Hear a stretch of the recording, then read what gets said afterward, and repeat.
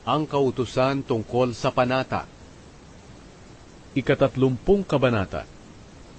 Sinabi ni Moises sa mga pinuno ng lahi ng Israel, "Ito ang mga utos ng Panginoon.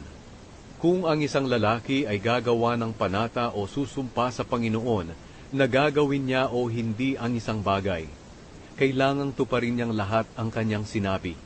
Kung ang isang dalaga na naninirahan pa sa bahay ng kanyang ama ay gumawa ng panata o nanumpa sa Panginoon na gagawin niya o hindi ang isang bagay, at nalaman ito ng kanyang ama pero hindi naman ito tumutol, kailangang tuparin niya ito.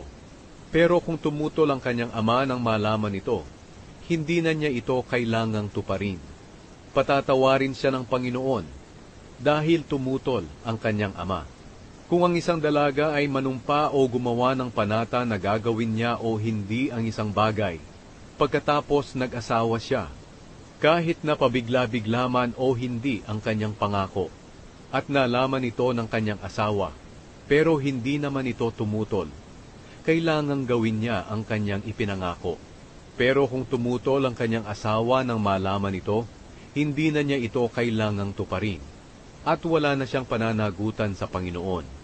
Pero kung ang isang biyuda o babaeng hiniwalayan ng asawa ay gumawa ng panata o nanumpa na gagawin niya o hindi ang isang bagay, kailangang tuparin niya ito. At kung ang isang babaeng may asawa ay gumawa ng panata o nanumpa na gagawin niya o hindi ang isang bagay, at nalaman ito ng kanyang asawa, pero tumahimik lang ito at hindi tumutol, kailangang tuparin niya ito. Pero kung tumutol ang kanyang asawa nang malaman ito, hindi na niya ito kailangang tuparin. Patatawarin siya ng Panginoon dahil tumutol ang kanyang asawa. May karapatang pumayag o tumutol ang kanyang asawa sa kahit anong ginawa niyang sumpa o panata. Pero kung hindi tumutol ang kanyang asawa sa mismong araw na nalaman niya ito, pumapayag ang kanyang asawa na tuparin niya ito. Pero kung pinalipas pa ng kanyang asawa ang ilang araw bago pa tumutol, ang kanyang asawa ang parurusahan sa kanyang kasalanan. Iyon ang mga kautusan na ibinigay ng Panginoon kay Moises, tungkol sa lalaki at sa kanyang asawa, at tungkol sa ama at sa kanyang anak na dalagitang nakatira sa kanyang bahay.